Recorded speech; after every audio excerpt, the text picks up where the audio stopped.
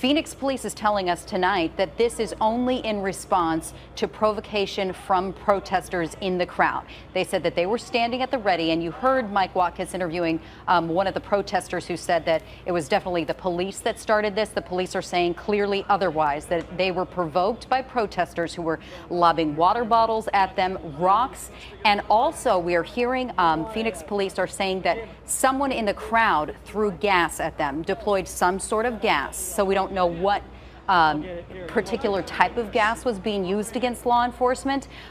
Clearly, any civilian can purchase pepper spray. People do that. But that it was being used against law enforcement once the crowd started letting out of the convention center. So police had promised that they would respond swiftly. They did so in this case. It did create a pretty intense, kind of chaotic scene with people running about everywhere. But now you can see that they are very organized and they're moving. That's basically what they're doing here, clearing the streets, moving together. And sometimes I can't tell if Derek will have this, if they've got like mounted patrols. Sometimes they will have that. All right, Mike Watkins is down there where that line is moving right toward him. Mike, can you hear Yeah, him? we're just north, I believe, of where Derek.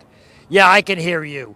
We're just north of where we believe Derek was broadcasting, and they're now moving this crowd in our direction. You can see a number of people dispersing from what is the intersection of Van Buren and 2nd Street, now moving north up 2nd Street, Mike, be coming careful, in our bud. location.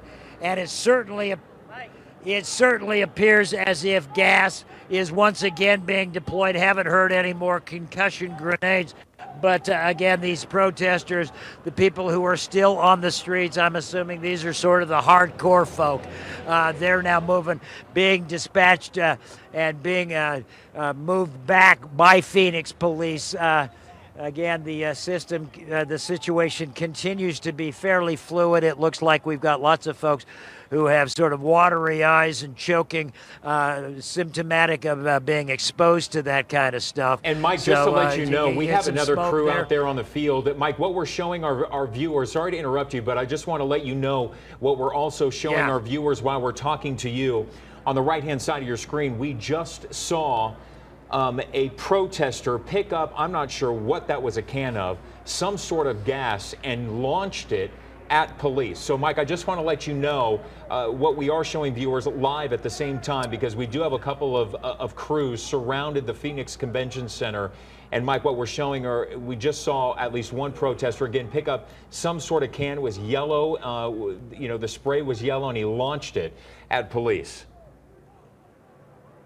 Yeah, well, listen, this situation is definitely, it's definitely not under control here.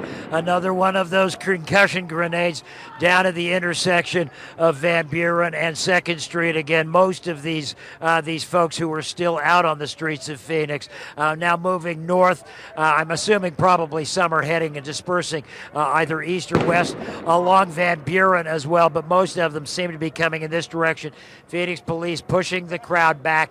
Again, they're sort of spilling off onto side streets, and still, there's several hundred people within our frame of vision. So it still is an ongoing story. Phoenix police doing the best they can. Again, clearly fingers being pointed about who started this. But Phoenix police contending that protesters started to throw objects at them. That's certainly what we heard early on, just the scuttlebutt in the crowd. Oh, my.